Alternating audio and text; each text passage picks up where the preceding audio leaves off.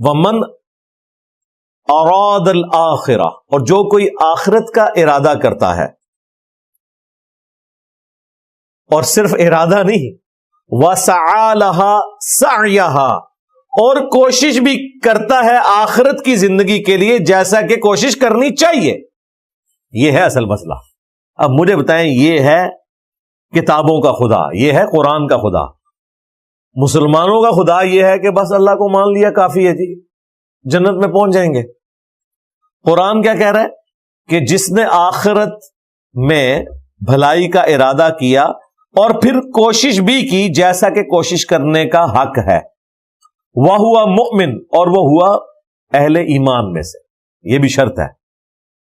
اگر کوئی اہل کفر میں سے ہے، دنیا میں کی گئی اس کی نیکیاں برباد ہیں، دنیا میں اجر ملے گا، آخرت میں نہیں.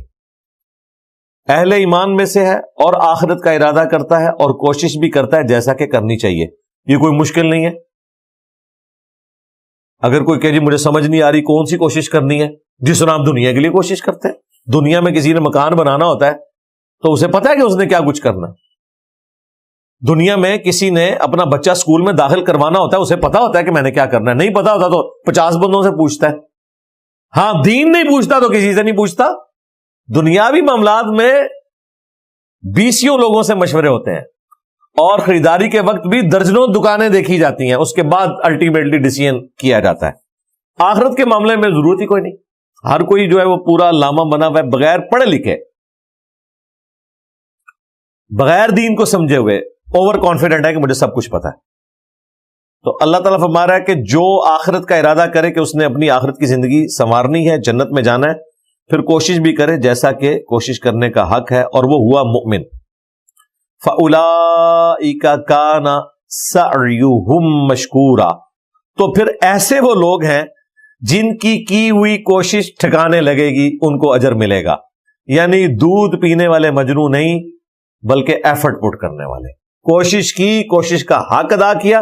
اللہ تعالیٰ فرما رہا ہے ایسے لوگوں کی کوشش پھر ٹھکانے لگے گی جو آخرت کے لیے کوشش کریں گے. باقی اللہ تعالیٰ نے ایک اپنا یونیورسل ٹروتھ ساتھ بتا دیا کہ جہاں تک دنیا کا معاملہ ہے، برتنے کے لیے دینا سبسسٹنس لیول کے اوپر، یا سمجھنے کے لیے عقل دینا، یہ ہم سب کو دیں گے. کلن نمد ہؤلاء وہؤلاء من عطاء ربک، اور ہم سب کو مدد دیتے ہیں، ان کو بھی اور ان کو بھی، تمہارے رب کی عطا سے. یعنی اگر کوئی دنیا کے لیے کوشش کرے گا تو اللہ تعالیٰ ایسا نہیں کرے گا کہ چونکہ یہ دنیا کے لیے لگا ہوا ہے لہذا اس کے بازوؤں پہ میں فالج گرا دوں، یہ کوشش کر ہی نہ سکے. نہیں کرے. یہ بندہ شراب خانے جانا چاہتا ہے تو میں اس کے پاؤں پہ فالج گرا دوں کہ پہنچ ہی نہ سکے. نہیں، ایسا نہیں ہوگا. حالات و واقعات اسے دیے جائیں گے، ٹھیک ہے جا. اور اذان کی آواز سن کے اگر کوئی مسجد کی طرف جانا چاہتا ہے اسے بھی حالات و واقعات دیے جائیں گے. یہ ہے رب کی عطا، جو اپنے نافرمانوں کو بھی دے گا، اپنے تابع فرمان لوگوں کو بھی دے گا. سرکمسٹانسز، حالات و واقعات دے گا، باقی وہ خود چوز کریں گے. وَمَا كَانَ عَطَاءُ رَبِّكَ مَحْظُورًا، اور تیرے رب کی عطا کو کوئی روک نہیں سکتا. یہ ہو ہی نہیں سکتا کہ کوئی اہل ایمان میں سے یہ تمنا کرے کہ یا اللہ یہ تو تیرے نافرمان ہیں، ان کی روٹی بند کر دے. اللہ چاہے تو بند کر سکتا ہے، لیکن اللہ نے دنیا میں سب کو حالات و واقعات دینے ہیں فیوریبل، اس اعتبار سے کہ وہ اپنے حالات و واقعات کو استعمال کر کے اپنے رب کو پہچان لے. سیدھی سی بات ہے، تاکہ کوئی شخص گلہ نہ کر سکے. انظر کیف فضلنا بعضهم علی بعض، تم ذرا غور کر کے دیکھو کہ ہم نے کس طرح بعض کو بعض پر فضیلت دی ہے. وَلَلْآخِرَةُ أَكْبَرُ دَرَجَاتٍ وَأَكْبَرُ تَفْضِيلًا، اور آخرت جو ہے وہ درجوں کے اعتبار سے بھی اور فضیلت کے اعتبار سے بھی سب سے بڑھ کر ہے ایز کمپیئر ٹو دنیا کے. یعنی جس طرح دنیا میں بعض چیزوں کو بعض پر اللہ نے فضیلت دی ہے نا، اسی طریقے سے آخرت کی زندگی کو دنیا کی زندگی پر فضیلت دی ہوئی ہے. اور یہ بھی سمجھانے کے لیے، ورنہ وہ تو کمپیریزن ہی کوئی نہیں. دنیا میں آپ دیکھ لیں اللہ تعالیٰ نے کئی چیزوں کو اسی جنس میں دوسری چیزوں کے اوپر فضیلت دی ہوئی ہے. میٹلز آپ دیکھ لیں، دھاتیں جو ہیں، سونے کو فضیلت دے دی ہے لوہے کے اوپر. لوہا کتنا ہی خوبصورت ہو، سونے کی جو ورتھ ہے وہ لوہے کی نہیں ہو سکتی، چاندی کی وہ ورتھ نہیں ہو سکتی جو سونے کی ہے. لکڑی میں دیودار کی جو لکڑی ہے اس کو فضیلت دی ہے اللہ تعالیٰ نے باقی لکڑیوں کے اوپر. ایک جنس کے اندر دیکھیں کیا رکھتی ہے. آموں میں چونسا آم، انور الٹور، اس کو فضیلت دی ہے باقی آموں کے اوپر. ایک جنس کی دوسری جنس میں بھی ہے، ایک جنس کے اندر بھی فضیلت ہے. یہ اللہ تعالیٰ نے ایک سنت اپنے لیے ٹھہرائی ہے کہ وہ ہر چیز میں ایک ایلیٹ چیز بنا دیتا ہے اور باقی سارے چیزیں اس کے تابع ہوتی ہیں. یہ اللہ نے اپنی سنت اس اعتبار سے بھی رکھی ہے کہ آخرت کی زندگی دنیا کی زندگی کے اوپر بھاری ہے، اور اس سے بڑی کیا چیز ہوگی کہ آخرت کی زندگی ہمیشہ کے لیے ہے اور دنیا کی زندگی ختم ہو جانے والی ہے، اور کوئی پلاننگ بھی نہیں کہ کب ختم ہو جانی ہے. بعض کو 20 سال ملی، بعض کو 30 سال، بعض کو 50، حد کسی کو 60 70، کوئی 100 تک پہنچتا ہے، اور وہ بھی جس طریقے سے پہنچ رہا ہوتا ہے خود اپنی جان سے بھی وہ تنگ ہوتا ہے، اور دوسرے لوگوں کے لیے بھی ایک رذیل عمر میں پہنچنا آزمائش کا معاملہ ہو جاتا ہے. تو اللہ تعالیٰ ہمارا تم غور کرو تو تمہیں پتا چل جائے گا کہ دنیا میں ہم نے کئی چیزوں کو دوسری چیزوں کے اوپر فضیلت دی ہے، تو اسی طریقے سے آخرت بھی اپنے درجوں کے اعتبار سے اور اپنی فضیلت کے اعتبار سے سب سے بڑھ کر. لا تجعل مع اللہ الہا آخر، یہ ہے اب کانٹے کی بات جو سٹارٹ ہوئی ہے یہاں سے، اور آخری یہ ٹاپک کنکلوڈ بھی اسی کے اوپر ہوگا. مت ٹھہرانا اللہ کے ساتھ کسی کو معبود، فتقعد مذموما مخذولا، ورنہ تم مذمت زدہ ہو کر، بے کس ہو کر رہ جاؤ گے اگر تم نے اللہ تعالی کے ساتھ کسی اور کو معبود ٹھہرایا. یعنی دنیا میں اگر اللہ کے ساتھ شرک کیا تو آخرت میں تمہاری مذمت بھی ہوگی اور تم بے یار و مددگار ہوگے، تمہارا کوئی حمایتی نہیں ہوگا اگر تم نے اللہ کے ساتھ کسی اور کو معبود ٹھہرایا. اگرچہ یہ آیت اس رکوع کی آخری آیت ہے، لیکن اگلے رکوع میں جو آخری آیت ہے وہ بھی بالکل اسی سے ملتی جلتی ہے. بیسیکلی یہ بریکٹ ہے جو توحید سے شروع ہو کے توحید پہ ختم ہو رہی ہے، اور اب آیت نمبر 23 سے 10 کمانڈمنٹس شروع ہو رہی ہیں، جس کے اوپر ہمارا ریسرچ پیپر نمبر 7 بھی ہے، اور میں نے کئی ایک لیکچرز کے اندر ان 10 احکامات کو کور کیا ہے. قرآنک ورژن آف 10 کمانڈمنٹس، جو اللہ تعالیٰ نے تمام الہامی کتابوں میں 10 بنیادی احکامات دیے تھے بنی اسرائیل کو، ان کا قرآنک ورژن یہ ہے. الفاظ کا فرق ہو سکتا ہے تورات کا، انجیل کا اور قرآن کا، لیکن جو مفہوماً بات ہے وہ ایک ہی چل رہی ہے. وہاں پر بھی پہلا حکم جو ہے توحید کا ہے، جو پچھلے دنوں وہ ویڈیو میری ریکارڈ ہوئی تھی. مارمری ایمینول جو ایک بشپ ہے آسٹریلیا کا، جس نے اسلام کے اوپر اعتراضات کیے تھے، تو اس کے جواب میں میں نے جو تورات سے اور انجیل سے آیات پیش کی تھی، ان میں نے جو 10 کمانڈمنٹس میں پہلی کمانڈ ہے توحید سے متعلق، کہ اللہ تعالیٰ نے فرمایا کہ میں جیلس گاڈ ہوں، میں اپنے ساتھ کسی کو برداشت نہیں کرتا، نہ خشکیوں میں، نہ سمندروں کی تہوں میں، نہ آسمانوں میں، کسی ہستی کو اپنے ساتھ شریک برداشت نہیں کروں گا. تو یہ قرآنک ورژن آف 10 کمانڈمنٹس ہے. یہ قرآن حکیم میں سورۃ الانعام میں بھی آئی ہیں، سورۃ البقرہ میں بھی، لیکن جس تفصیل کے ساتھ سورہ بنی اسرائیل میں آئی ہیں نا، اور کہیں اس طرح نہیں آئی. پہلی کمانڈ آ رہی ہے وَقَضَىٰ رَبُّكَ أَلَّا تَعْبُدُوا إِلَّا إِيَّاهُ، اور تمہارے رب نے یہ حکم فرما دیا، یہ بات طے کر دی بنی اسرائیل کے لیے بھی اور اس امت کے لیے بھی، کہ مت پوجنا کسی کو سوائے اس کے. یعنی توحید جو ہے یہ پہلی کمانڈ ہے، اور اس سے پہلے بریکٹ سٹارٹ ہو گئی ہے کہ اگر اللہ کے ساتھ کسی کو معبود ٹھہرایا تو ذلیل و خوار ہو کر جہنم میں داخل کیے جاؤ گے. آیت نمبر 22 سورہ بنی اسرائیل کی. اور جب یہ رکوع ختم ہوگا تو اسی طرح کے الفاظ کے اوپر ختم ہوگا کہ اللہ کے ساتھ کسی کو شریک نہ ٹھہرانا ورنہ تمہیں جہنم میں پھینک دیا جائے گا۔ تو یہ پہلی کمانڈ توحید، ایاک نعبد و ایاک نستعین، اے اللہ ہم عبادت بھی صرف تیری کریں گے اور دعا میں مدد کے لیے صرف تجھی کو پکاریں گے۔ عام مدد آپ کسی سے بھی لے سکتے ہیں، مخلوق سے بھی لے سکتے ہیں، لیکن وہ مدد جو دعا والی ہے، آپ کا کسی ہستی کے بارے میں یہ عقیدہ ہے کہ میں اس کی طرف متوجہ ہوں، وہ میری مصیبت اور پریشانی کو ٹال دے گا، یہ والا جو معاملہ ہے یہ صرف اللہ کے ساتھ خاص ہے۔ وَإِيَّاكَ نَسْتَعِينُ، سورۃ الفاتحہ میں ایاک نستعین سے مراد ہے دعا میں صرف اللہ کو پکارنا ہے۔ یہاں عمومی مدد مراد نہیں ہے، اس کا تو حکم ہے وَتَعَاوَنُوا عَلَى الْبِرِّ وَالتَّقْوَى وَلَا تَعَاوَنُوا عَلَى الْإِثْمِ وَالْعُدْوَانِ، نیکی اور پرہیزگاری کے کاموں میں ایک دوسرے کی مدد کرو، برائی میں ایک دوسرے کی مدد مت کرو۔ وہ تو آپ کو حکم ہے۔ یہ اکثر کہہ رہے ہوتے ہیں نا کہ جی اگر اللہ ہی سے مدد مانگنی ہے تو آپ امی سے روٹی کیوں مانگتے ہیں؟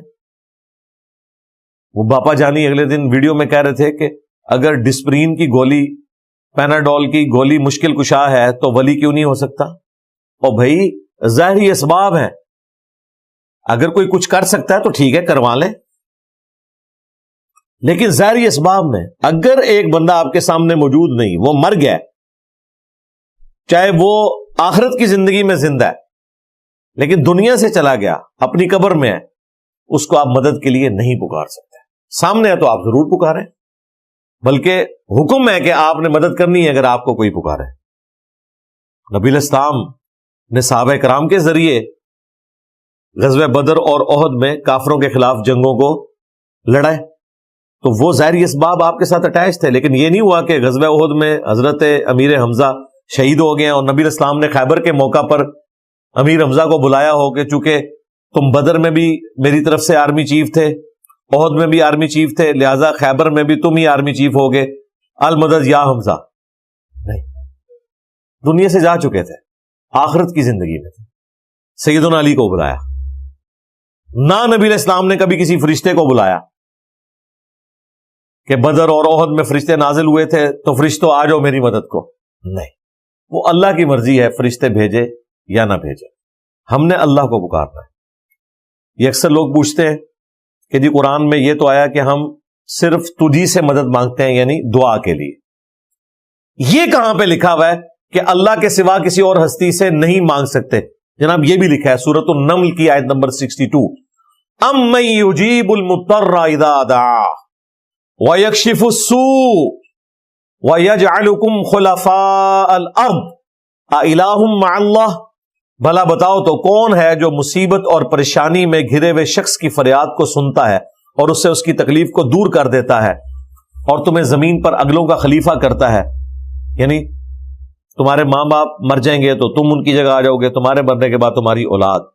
اِلٰہٌ مع اللہ، کیا اللہ کے ساتھ کوئی اور معبود بھی ہے جس کی یہ کوالٹی ہو کہ مصیبت اور پریشانی میں گھرے ہوئے شخص کی دعا کو سنے؟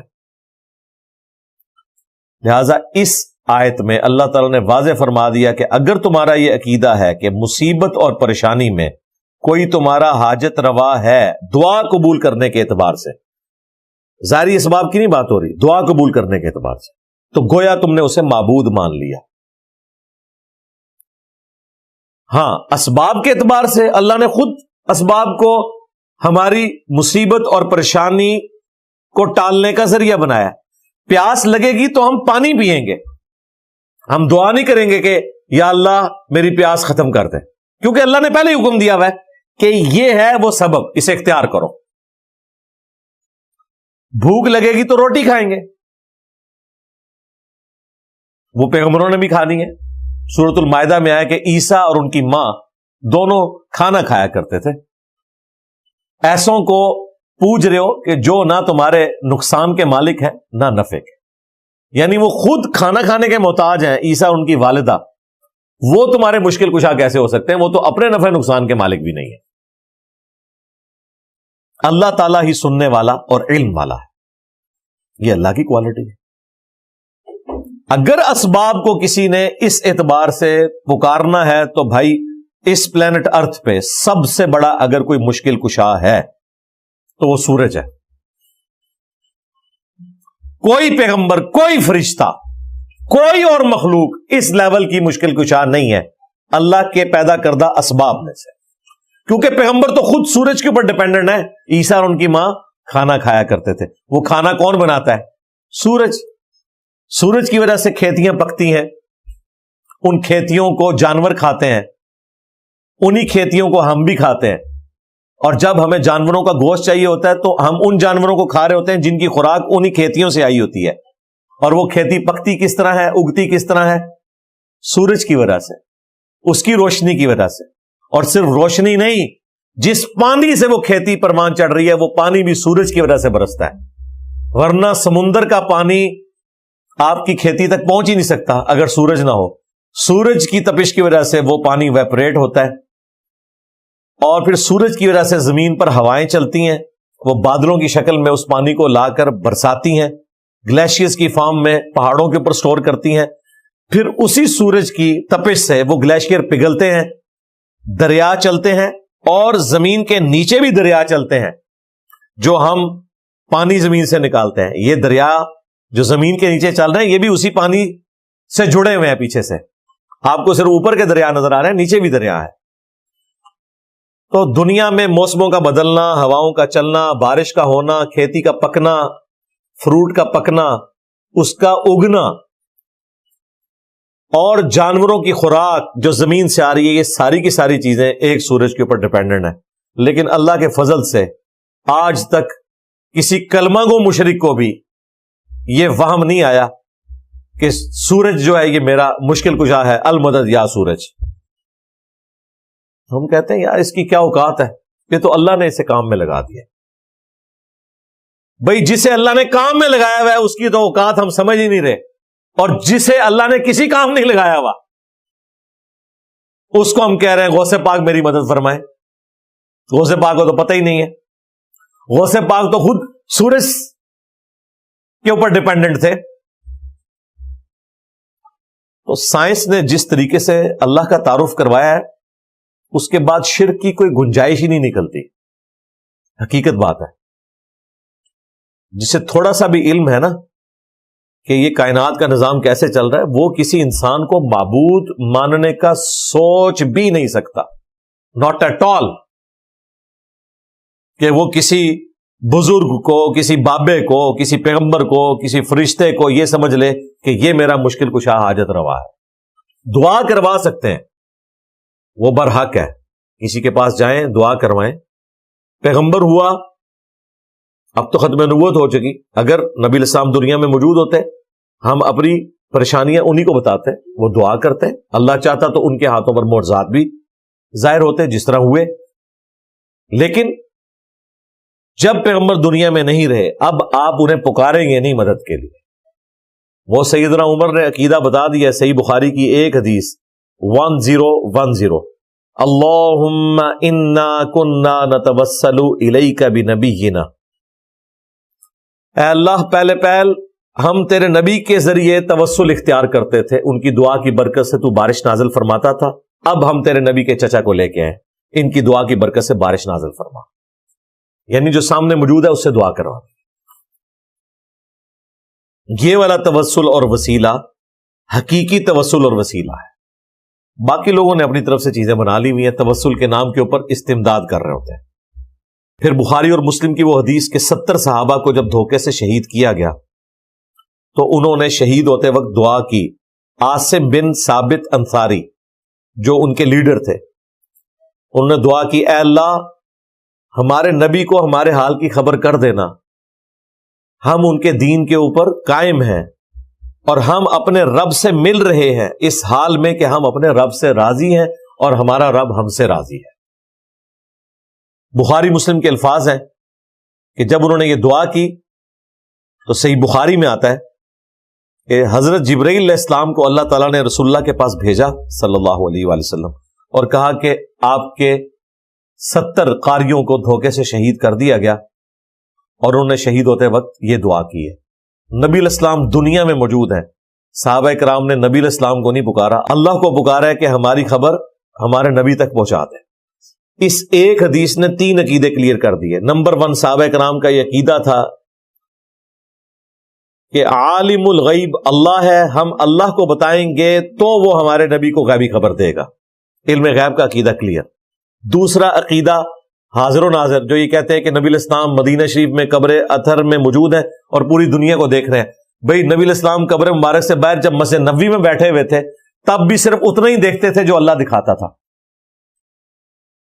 صحیح بخاری میں آتا ہے غزوہ موتا کے موقع پر نبی علیہ السلام کو اللہ نے لائیو منظر دکھایا۔ آپ نے کہا کہ میرے زید کو شہید کر دیا گیا، میرے جعفر کو شہید کر دیا گیا، میرے عبداللہ کو شہید کر دیا گیا، اور اب مسلمانوں نے کنسنسس کے ساتھ اللہ کی تلواروں میں سے ایک تلوار خالد ابن ولید کو چنا ہے۔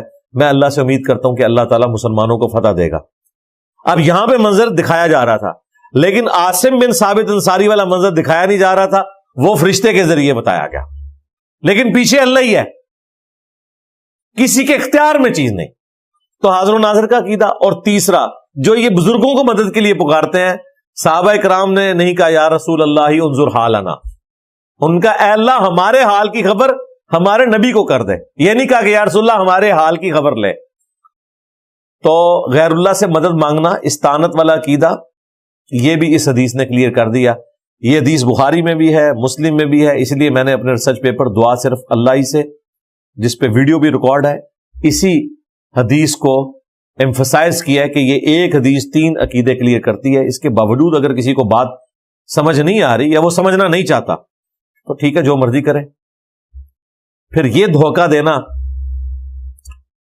کہ اللہ تبارک و تعالی تک پہنچنے کے لیے آپ کو بیچ میں ہستیوں کی ضرورت ہے، ڈائریکٹ آپ اللہ سے دعا نہیں کر سکتے۔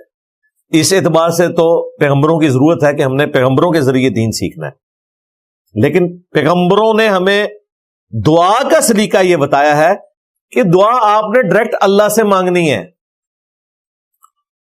نبی علیہ السلام سے بڑی کون سی ہستی ہے؟ قرآن میں آیا وَإِذَا سَأَلَكَ عِبَادِي عَنِّي فَإِنِّي قَرِيب۔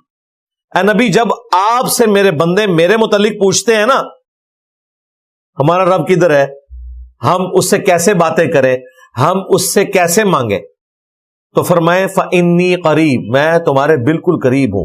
أُجِيبُ الدَّعْوَةَ الدَّاعِي إِذَا دَعَانِ، ہر پکارنے والے کی پکار کو سنتا ہوں جب وہ مجھے پکارتا ہے۔ اب ہونا چاہیے تھا اے نبی جب میرے بندے آپ سے پوچھیں میرے متعلق تو آپ فرمائیں کہ مجھے وسیلہ ڈالو تو اللہ سنے گا۔ اللہ ڈائریکٹ کسی کی نہیں سنتا۔ جس طرح آپ کو پرائم منسٹر تک پہنچنے کے لیے محلے کے کونسلر کی، ایم این اے کی، اور اس کے بعد وزیر کی، اور پھر وزیر اعلیٰ کی ضرورت پڑتی ہے، اس طرح اللہ تک پہنچنے کے لیے پہلے بابوں کو ڈالو، پھر تابعین کو ڈالو، پھر صحابہ کو، اینڈ پہ مجھے ڈال کے پھر اللہ تک پہنچو، نہیں۔ ہر پکارنے والے کی پکار کو سنتا ہوں، لیکن لوگوں کو بھی چاہیے کہ میرا حکم مانے اور مجھ پر ایمان لائیں جیسا کہ ایمان لانے کا حق ہے، تاکہ وہ کامیاب ہو سکے۔ اسے ہمارے استاد ڈاکٹر اسرار صاحب نے کہا تھا یہ انسانیت کا میگنا کارٹا ہے۔ میگنا کارٹا 16ویں اور 17ویں صدی عیسوی میں جب پوری دنیا کو رول کر رہی تھی گریٹ برٹن، تو وہاں پہ انہوں نے آئین میں یہ چیز داخل کی تھی کہ ہر شہری کا حق ہے جو ہماری سلطنت میں رہتا ہے کہ وہ اپنے حکمران سے ڈائریکٹ اپنا مسئلہ ڈسکس کر سکتا ہے۔ اس قانون کا نام انہوں نے رکھا تھا میگنا کارٹا۔ اور دیکھیں آپ کو یورپ اور امریکہ میں برکات نظر آ رہی ہیں، قانون کی حکمرانی نظر آ رہی ہے، وہ تو اس سے بھی آگے جا چکے ہیں۔ پرائم منسٹر سے تو کہنے کی ضرورت نہیں ہے، عدلیہ آپ کے مسئلے کو حل کرے گی۔ اس لیے تو آپ پرائم منسٹر ہیں تو ایک ڈاکٹر چھوٹے سے ہاسپٹل کا وہ آپ کو ڈانٹے گا کہ تم میری اجازت کے بغیر کس طرح اندر آ گئے، کیونکہ اسے پتا ہے کہ پرائم منسٹر مجھے نہیں فارغ کر سکتا، جوڈیشری اتنی مضبوط ہے، میں اپنی ڈیوٹی صحیح دے رہا ہوں۔ ڈیوڈ کیمرون کو نکال دیا تھا نا ڈاکٹر نے، اور وہ بھی سوری بول رہا ہے، کس طرح ڈرا ہوا ہے۔ یہاں ہمارے پرائم منسٹر کسی ہاسپٹل میں چلے جائے تو اسے خوش کرنے کے لیے پہلے جعلی مریض لٹائے جاتے ہیں، اور اگر زیادہ کہیں مریض موجود ہوں تو غائب کر دیے جاتے ہیں کہ یہاں سے راستہ ذرا کلیئر کرنا ہے۔ یہ فرق ہے۔ تو انسانیت کا میگنا کارٹا ہے وَإِذَا سَأَلَكَ عِبَادِي عَنِّي فَإِنِّي قَرِيب۔ اجیب الدعوۃ الداعی اذا دعان فلیستجیبوا لی ولیؤمنوا بی لعلہم یرشدون. پھر سورہ المؤمن میں جو آیت مبارکہ ہے، وقال ربکم، اور تمہارے رب نے یہ حکم فرما دیا ہے، ادعونی استجب لکم، اے میرے بندو مجھ سے مانگو میں تمہاری دعاؤں کو قبول کروں گا. ان الذین یستکبرون عن عبادتی، بے شک جو لوگ ہماری عبادت سے تکبر اختیار کریں گے، ہم سے دعا نہیں مانگیں گے، میں انہیں ذلیل و خوار کر کے جہنم میں داخل کروں گا. یہ سورہ المؤمن سورہ غافر کی آیت نمبر 60 ہے. المؤمن الغافر ایک ہی سورت کے دو نام ہیں. یہ آیت مبارکہ نبی الاسلام نے تلاوت کی، سنن نبی داؤد میں حدیث ہے اور جامع ترمذی میں. آپ نے فرمایا الدعاء هو العبادہ، دعا ہی تو عبادت ہے. یعنی دعا کرنا کوئی سمپل چیز نہیں. جب آپ یا شیخ عبد القادر جیلانی مدد کہہ رہے ہوتے ہیں نا، تو آپ عبد القادر جیلانی کو معبود مانے ہوئے ہوتے ہیں. جو سورہ النمل میں آیا الہ مع اللہ، کیا اللہ کے ساتھ کوئی اور معبود بھی ہے جو تکلیف دور کرے گا؟ اور نبی الاسلام کیا کہہ رہے ہیں؟ الدعاء هو العبادہ، دعا ہی تو عبادت ہے. لہذا یہ یا شیخ عبد القادر جیلانی کا مطلب ہے آپ نے عبد القادر جیلانی کو معبود مان لیا، خواب اس کو بندہ ہی کہتے ہوں. اللہ اسے کہہ رہا ہے کہ تم نے معبود مان لیا، اللہ کے ساتھ صفت میں شریک کر دیا. پھر نبی الاسلام نے یہ آیت پڑھی ادعونی استجب لکم، اے میرے بندو مجھ سے مانگو میں تمہاری دعاؤں کو قبول کروں گا. جو دعا کرنے سے تکبر کریں گے میں انہیں ذلیل و خوار کر کے جہنم میں داخل کروں گا. ہمارا رب وہ شہنشاہ ہے کہ جس سے نہ مانگا جائے تو وہ ناراض ہوتا ہے.